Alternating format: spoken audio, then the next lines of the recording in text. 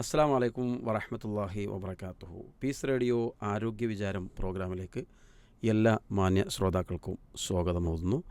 ഇന്നത്തെ piece radio ആരോഗ്യ വിചാരം പ്രോഗ്രാമിൽ നമ്മളോടൊപ്പമുള്ള അതിഥി ആലപ്പുഴ ഹരിപ്പാടിലെ കെയർക്രാഫ്റ്റ് ഹോസ്പിറ്റലിലെ ENT സർജൻ ബഹുമാനനായ ഡോക്ടർ ആദിൽ മുഹമ്മദ് സാറാണ്.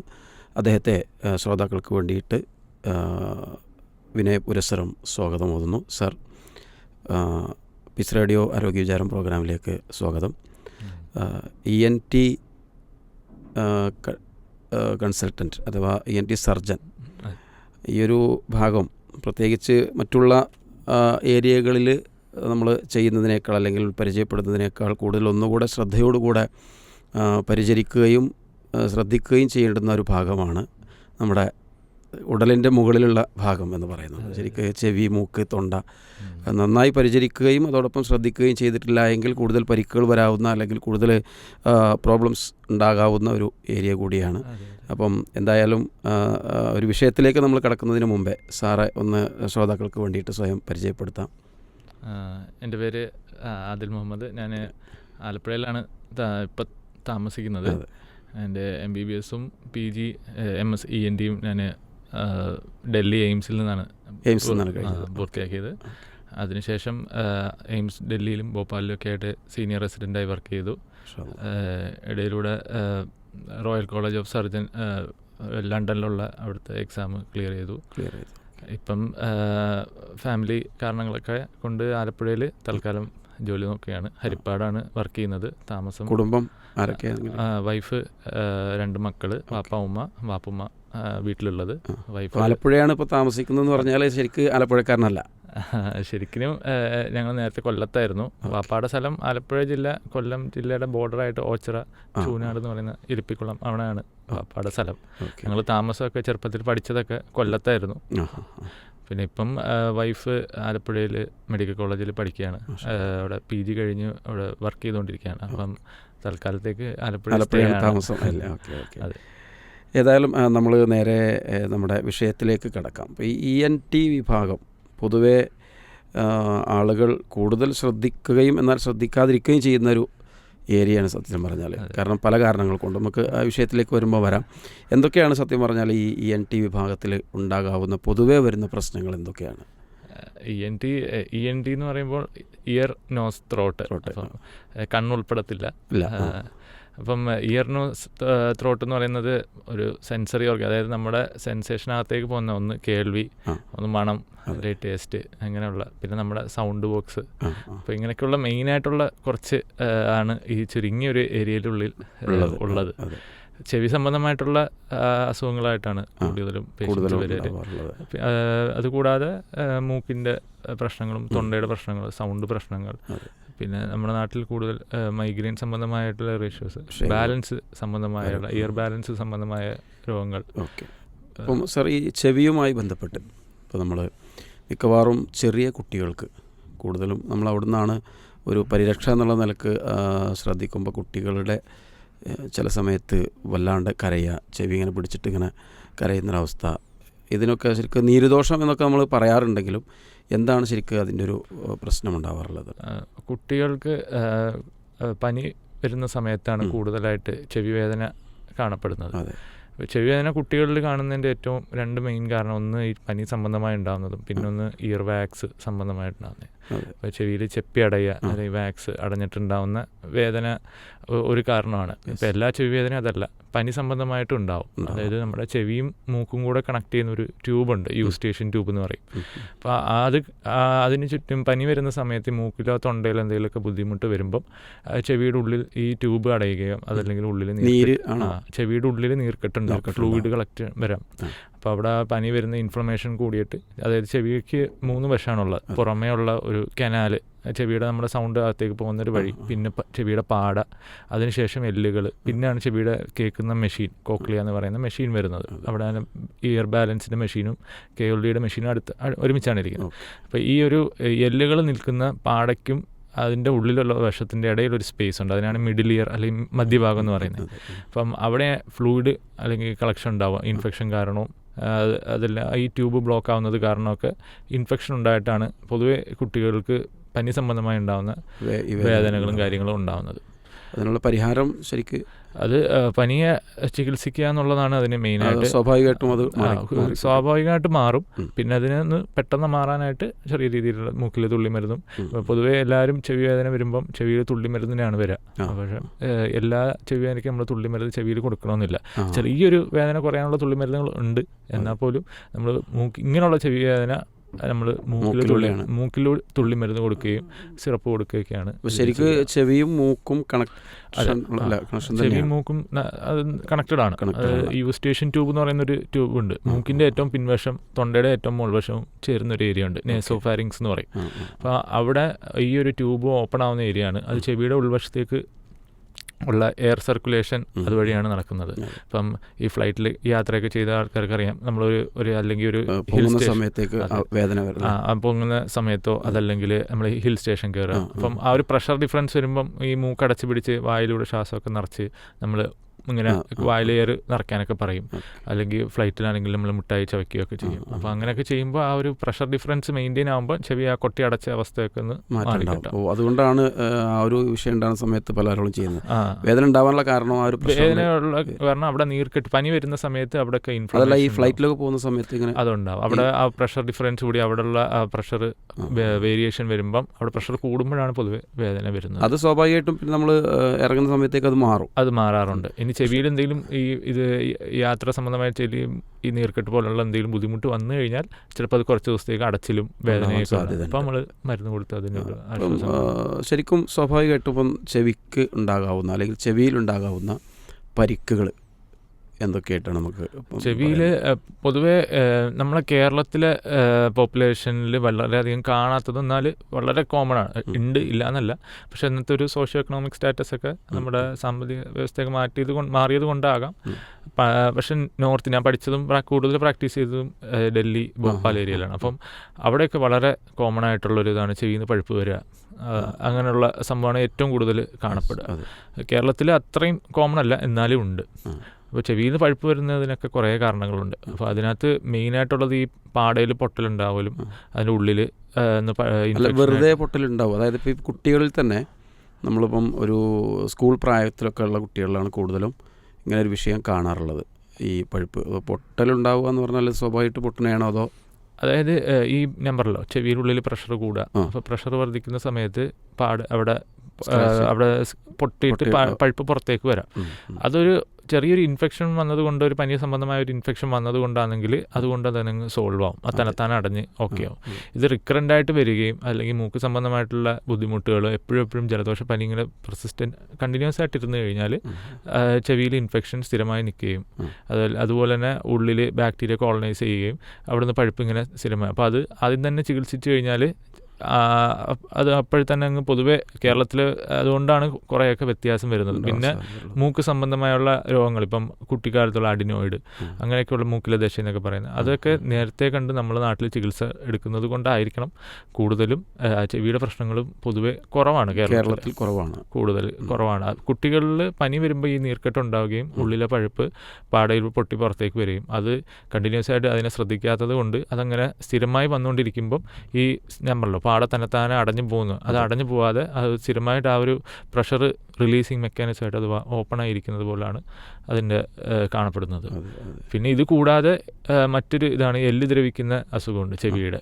അപ്പം അതിനകത്തും പഴുപ്പ് വരാറുണ്ട്. ചെവിക്കുള്ളിലെ ചെവിയിൽ, അതായത് നമ്മുടെ ചെവിക്ക് 3 വശമാണുള്ളത്. ഏറ്റവും പുറമേ ഉള്ള എക്സ്റ്റേണൽ ഇയർ അല്ലെങ്കിൽ ഏറ്റവും പുറമേ ഉള്ള വശം, അവിടുന്ന് സൗണ്ട് നമ്മുടെ പാടയിലെത്തുന്നു. പാടയിൽ 3 എല്ലുകളുണ്ട്, മാലിയസ് ഇൻകസ് സ്റ്റെപ്പ് 3 ചെറിയ എല്ലുകളുണ്ട്. ആ 3ാമത്തെ എല്ലാണ് അത് ഉള്ളിലെ മെഷീനിലേക്ക് ഇത് സൗണ്ട് കൊടുക്കുന്നത്. അപ്പോൾ ഈ 3 എല്ലുകളും പിന്നെ അതിൻ്റെ ചുറ്റിനുള്ള എല്ലുകളൊക്കെ ദ്രവിക്കുന്ന അസുഖമുണ്ട്. അപ്പം അങ്ങനെ ഉണ്ടായിക്കഴിഞ്ഞാൽ പഴുപ്പ് വരാം. അങ്ങനെ ഉണ്ടായാലും പഴുപ്പ് വരാം. ഇതൊന്നും അല്ലാതെ ഈ കനാലിലുള്ള ഇൻഫെക്ഷനിലും പഴുപ്പ് വരാറുണ്ട്. അതല്ലാതെ ഫംഗൽ ഇൻഫെക്ഷനിൽ ചില കേസുകളിൽ. ഇപ്പോൾ ഈ ചെപ്പിയുടെ കാര്യം പറഞ്ഞില്ല, അതായത് ഈ വാക്സ് നിറഞ്ഞു കഴിഞ്ഞാൽ മിക്കവാറും ചില ആളുകൾക്ക് ഇതൊരു ഒരു പ്രയാസങ്ങൾ ഉണ്ടാവാറുണ്ട്.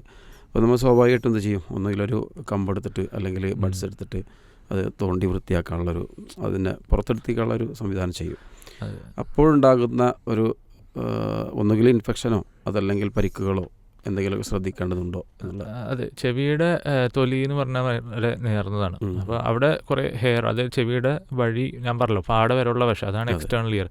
അതിൻ്റെ ഏറ്റവും പുറമെയുള്ള വശത്താണ് ഹെയർ ഫോളിക്കിൾസ് ഉണ്ട്, ഈ രോമ ഉപങ്ങൾ. അതുപോലെ തന്നെ അവിടെ ഒരു മോഡിഫൈഡ് നമ്മുടെ വിയർപ്പ് ഗ്രന്ഥികൾ എന്ന് പറയുന്ന പോലെ ഗ്രന്ഥികളും ഉണ്ട്. അപ്പോൾ അതിൽ നിന്നുള്ള സെക്രീഷൻ, പിന്നെ നമ്മുടെ എല്ലാ ദിവസവും തൊലിയിൽ നിന്ന് ചെറിയ അംശം പൊഴിഞ്ഞു പോകുന്നുണ്ട്, നമ്മൾ കാണുന്നില്ല എന്നേ ഉള്ളൂ. അതുപോലെ അവിടെ നിന്നും അങ്ങനെ പൊഴിഞ്ഞു പോകാറുണ്ട്. ചില ആളുകളുടെ ആ പൊഴിഞ്ഞു പോകുന്നതും അതിൻ്റെ ഒരു റേറ്റ് വലിയ സ്ലോ ആയിരിക്കും, അതല്ലെങ്കിൽ ആ ഉണ്ടാകുന്നതും പോകുന്നതിൻ്റെ റേറ്റ് വ്യത്യാസം, വലിയ വേരിയേഷൻ ഉണ്ടാവില്ല. അപ്പോൾ അവർക്ക് വലുതായിട്ട് ചെപ്പി ഉണ്ടാവില്ല. ചില ആളുകൾക്ക് ഈ ചെപ്പി ഉണ്ടാകുന്നതിൻ്റെ റേറ്റ് സ്പീഡ് കൂടുതലായിരിക്കും. അപ്പോൾ അവർക്ക് അതിങ്ങനെ അടിഞ്ഞു കൂടുകയും അത് പുറം തള്ളപ്പെടാതെ അവിടെ അക്യുമുലേറ്റ് ചെയ്യും, അത് അവിടെ കെട്ടി നിൽക്കുകയും ചെയ്യും. സ്വാഭാവികമായിട്ട് പുറം തള്ളും. മിക്ക ആൾക്കാർക്കും പുറന്തള്ളപ്പെടും, തന്നെ പോകും. ഒരു ചെറിയ അംശമൊക്കെ ആണെന്നുണ്ടെങ്കിൽ നമ്മൾ ചെറിയ ബഡ്സൊക്കെ ഇടുമ്പോഴേക്കും വരാറുണ്ട്. പക്ഷെ പൊതുവെ പ്രശ്നം പറ്റുന്നതെന്ന് വെച്ചാൽ ഇത് ചെപ്പി കെട്ടുക, അല്ലെങ്കിൽ അത് അടിഞ്ഞു കൂടി കഴിയുമ്പം നമ്മൾ അവിടെ നന്നായിട്ട് ബഡ്സ് ഇട്ട് അമക്കുക. ചിലർ ചൊറിച്ചിൽ കാരണം നല്ല ബഡ്സ് അമക്കുകയോ ചെവി തോണ്ടിയിട്ട് നല്ലപോലെ സ്ക്രാച്ച് ചെയ്യുകയൊക്കെ ചെയ്യുമ്പോൾ പെട്ടെന്ന് ഇൻഫെക്ഷനിലേക്ക് പോകും. അത് പാട പൊട്ടുന്നതിലേക്ക്, പാട കുറച്ചും കൂടി ഉള്ളിലേക്കാണ്. അത് ഇപ്പോൾ ഉണ്ടാകാം. ഇപ്പോൾ ഒരാൾ ചെവിയിൽ ബഡ്സ് ഇട്ട സമയത്ത് വേറൊരാൾ വന്ന് തട്ടുക, കുട്ടികൾ വന്ന് അടിക്കുക, അങ്ങനെയൊക്കെ സംബന്ധിച്ച് കുറേ ആൾക്കാർ വരാറുണ്ട്. അപ്പം അത് അല്ലാതെ പൊതുവേ ചെവി തോണ്ടി ഇട്ടത് കൊണ്ട് അങ്ങനെ പഴ പൊട്ടി കാണലില്ല. ഉണ്ട്, ഇല്ല എന്നല്ല, എന്നാൽ പോലും അത് കുറവാണ്. കൂടുതലായിട്ടും ഇയർ കനാലിൽ ഇൻഫെക്ഷനാണ് ഈ ബഡ്സ് ഇട്ടത് കൊണ്ടോ അതല്ലെങ്കിൽ ചെവി തോണ്ടിയിട്ട് നമ്മൾ ഉപയോഗിക്കുമ്പോൾ ഉണ്ടാകുന്നത്. അപ്പോൾ അതിന് നമ്മൾ പറയാ കുറച്ചംശമൊക്കെ ആണെങ്കിൽ ചിലപ്പോൾ ബഡ്സിൽ പോരും. കൂടുതലുള്ള ആൾക്കാർ ഒരിക്കലും ബഡ്സ് ഇടരുത്. അതായത് ചെവി വാക്സ് കെട്ടുന്ന അല്ലെങ്കിൽ ചെപ്പി കെട്ടുന്ന അസുഖങ്ങളുള്ള ആൾക്കാർ ബഡ്സ് ഇട്ട് കഴിഞ്ഞാൽ അതിനെ തള്ളി ഉള്ളിലേക്ക് നീക്കും.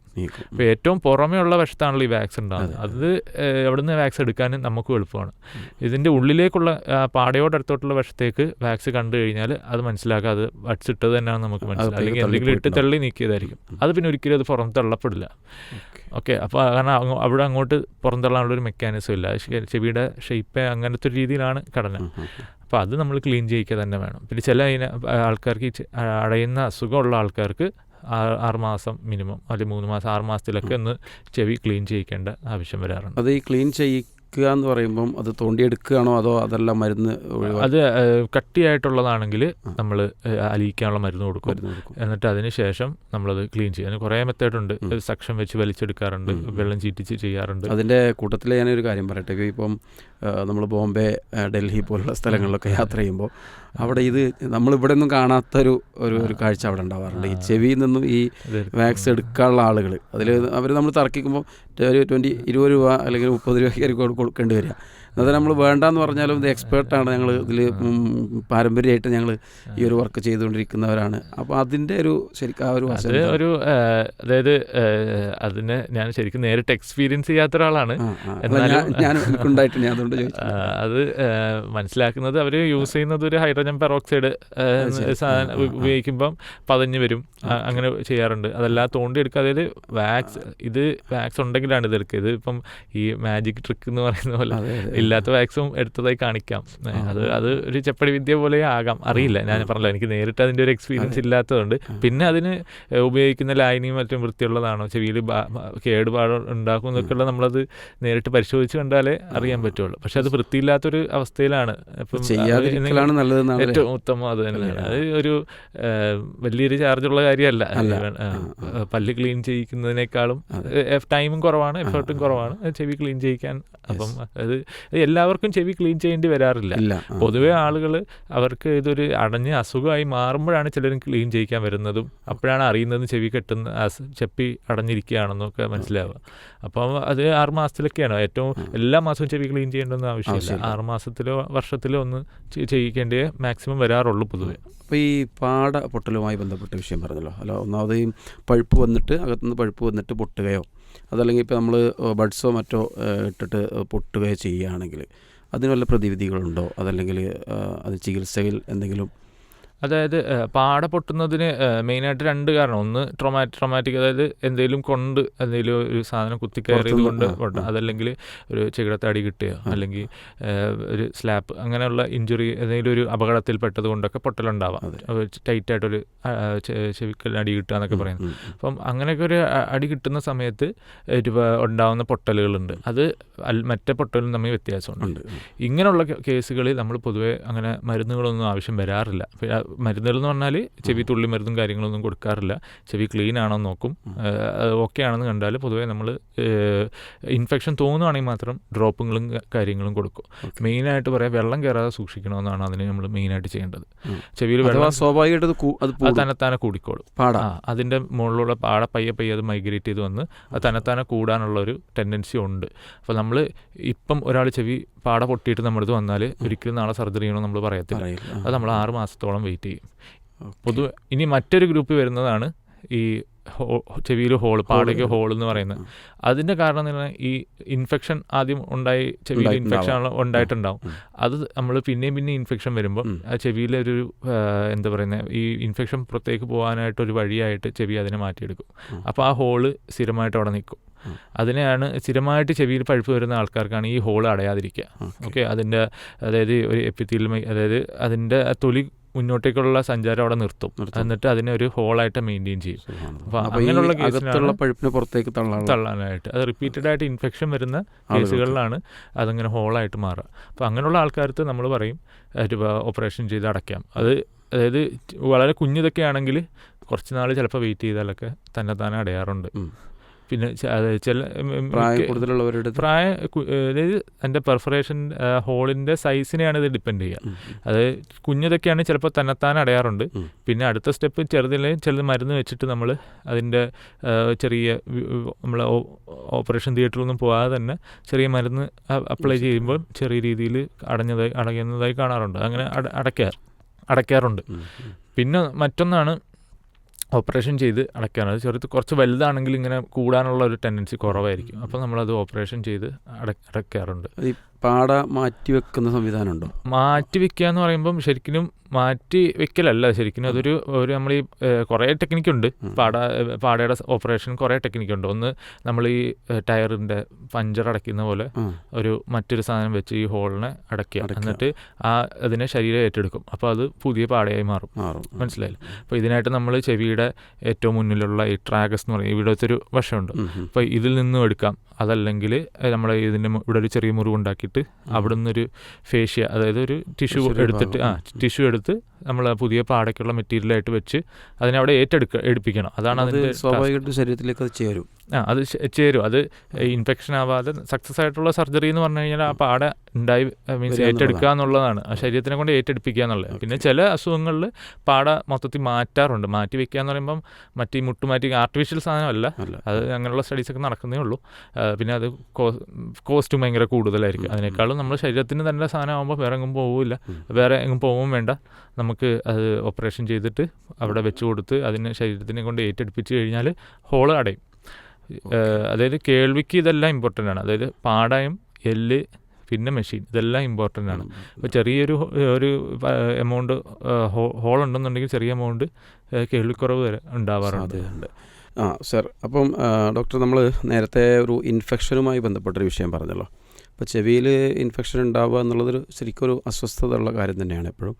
അതിൽ പുറത്തുനിന്ന് നമ്മൾ അപ്ലൈ ചെയ്യുന്ന ബഡ്സ് അങ്ങനെയുള്ള എന്തെങ്കിലും കാരണങ്ങളാലോ, അതല്ലെങ്കിൽ പ്രത്യേകിച്ച് മുങ്ങിക്കുളി, അതിലൊരു വിഷയം പലപ്പോഴും പറയാറുണ്ട്. മുങ്ങിക്കുളിക്കരുത്, അല്ലെങ്കിൽ അകത്തേക്ക് വെള്ളമാകുന്ന രൂപത്തിൽ പിന്നെ വെള്ളമാകുന്നത് ശ്രദ്ധിക്കണം, ഇങ്ങനെയുള്ള കാര്യങ്ങൾ ചെയ്യാറുണ്ട്. മിക്കവാറും ഈ മുങ്ങിക്കുളിയുടെ സമയത്ത് നമ്മൾ അകത്തേക്ക് വെള്ളം ആയിക്കഴിഞ്ഞാൽ, ഇനി കുളിക്കുന്ന സമയത്തൊക്കെ വെള്ളം ആയിക്കഴിഞ്ഞാൽ മിക്കവാറും ആളുകൾ വീണ്ടും വെള്ളം ഒഴിച്ചാണ്ട് തിരിച്ചെടുക്കും. അപ്പോൾ അതൊരു പ്രതിവിധിയായിട്ടാണ് പല ആളുകളും കാണാറുള്ളത്. എന്നാലും അതൊരു ഇൻഫെക്ഷനെ പിന്നെ ബാധിക്കാറുണ്ടോ, ഇൻഫെക്ഷൻ അതൊരു പ്രയാസമാണോ എന്നുള്ളതൊന്ന് പിന്നെ പറഞ്ഞാൽ കൊള്ളാം. മുങ്ങിക്കുളിക്കുക എന്ന് പറയുമ്പോൾ ഈ വെള്ളം ചെവിയുടെ ഉള്ളിലേക്ക് പോകുന്നതാണ് അവിടെ പ്രശ്നം ഉണ്ടാകുന്നത്. അപ്പം ചെവിയുടെ പാടയ്ക്ക് ഞാൻ പറഞ്ഞല്ലോ പൊട്ടലുണ്ടെന്നുണ്ടെങ്കിൽ ചെവിയുടെ ഉള്ളിലേക്ക് വെള്ളം പോയാൽ പിന്നെ ഏത് ഇൻഫെക്ഷനാവും. ആ പാടയ്ക്ക് പൊട്ടലുള്ള ആൾക്കാർക്ക് തീരെ പറ്റൂല, ഒട്ടും മുങ്ങി കുളിക്കാനേ പാടില്ല.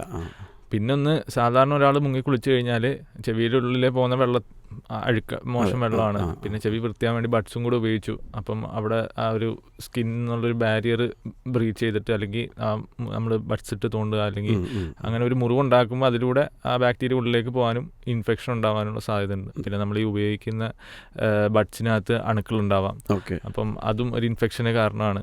ഇതൊന്നും ഇല്ലാതെ വെള്ളം ചെവിയിൽ കയറി കഴിഞ്ഞാൽ തന്നെ ഈ മുങ്ങി കുളിക്കുമ്പോൾ മെയിനായിട്ട് സംഭവിക്കുന്നതാണ് പൂപ്പലിൻ്റെ ഇൻഫെക്ഷൻ ഉണ്ടാവും. കയറാതിരിക്കാനുള്ള സംവിധാനം അല്ലെങ്കിൽ അത് ഇപ്പം ഈ നീന്താനൊക്കെ പോകുന്ന ആൾക്കാർ അല്ലെങ്കിൽ പ്രൊഫഷണൽ നീന്താൻ പോകുന്ന ആൾക്കാർ, അപ്പം നമ്മൾ പല ഒളിമ്പിക്സിൻ്റെ വേദികളും കാണാൻ പറ്റും. അതായത് ഒളിമ്പിക്സോ അതല്ലെങ്കിൽ മറ്റ് സ്പോർട്സിലൊക്കെ ഇവർ ഈ നീന്തൽ മത്സരം കഴിഞ്ഞ് വന്നിട്ട് ചെവിയിൽ തുള്ളിമരുന്ന് ഒഴിക്കുന്നത് കാണാം. അപ്പം അങ്ങനെ അതിന് തുള്ളിമരുന്നുകളുണ്ട്. അപ്പം അങ്ങനെ പ്രൊഫഷണൽ ആയിട്ടുള്ള അത്ലറ്റ്സ് ഒക്കെ അതുപോലെ തന്നെ ഈ ഇപ്പം വെള്ളം കയറാതിരിക്കാനുള്ള ഇയർ പ്ലഗ്സ് ഉണ്ട്.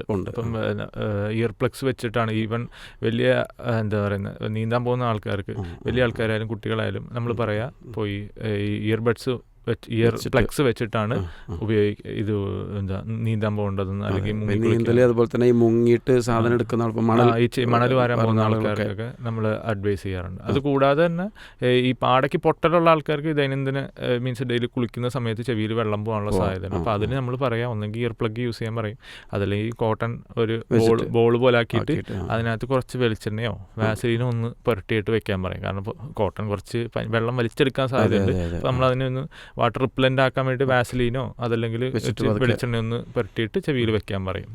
അത് ഫ്രഷായിട്ട് ഉപയോഗിക്കാനാണ് പറയുക. സ്ഥിരമായിട്ട് ഒരേ കോട്ടൺ ഉപയോഗിക്കാതെ നല്ല കോട്ടൺ മാറ്റി ഉപയോഗിക്കാനാണ് പൊതുവെ നമ്മൾ അഡ്വൈസ് ചെയ്യാറ്. ഓക്കെ. ഏതായാലും ചെവിയുമായി ബന്ധപ്പെട്ട് ENT വിഭാഗത്തിലെ ഏറ്റവും പ്രധാനപ്പെട്ട ഒരു വിഷയമാണല്ലോ ചെവി എന്നുള്ളത്. ആ ചെവിയുമായി ബന്ധപ്പെട്ട് നമ്മൾ ശ്രദ്ധിക്കേണ്ടതും അതോടൊപ്പം തന്നെ കരുതിയിരിക്കേണ്ടതുമായ ഒരുപാട് വിഷയങ്ങൾ, ചെവിയുമായി ബാധിക്കുന്ന രോഗങ്ങളുമായി ബന്ധപ്പെട്ട വിഷയങ്ങൾ അൽഹംദുലില്ലാഹ് ഇന്നത്തെ ആരോഗ്യ വിചാരം പ്രോഗ്രാമിൽ നമ്മൾ ചർച്ചക്കെടുത്തു. ഇതിൻ്റെ തുടർച്ചയെന്നോണം ബാക്കി ഭാഗം ഇൻഷാ അല്ലാഹ് നമുക്ക് അടുത്ത എപ്പിസോഡിൽ കേൾക്കാം. ഇപ്പോൾ ഈ ഒരു എപ്പിസോഡിൻ്റെ സമയം ഇവിടെ സമാപിക്കുകയാണ്. വീണ്ടും നമുക്ക് ആദിൽ സാറുമായിട്ട് വരാം. അതുവരെ നമുക്കൊരു ബ്രേക്ക്. അസ്സലാമു അലൈക്കും വറഹ്മത്തുള്ളാഹി വബറകാതുഹു. വലൈക്കും അസ്സലാം.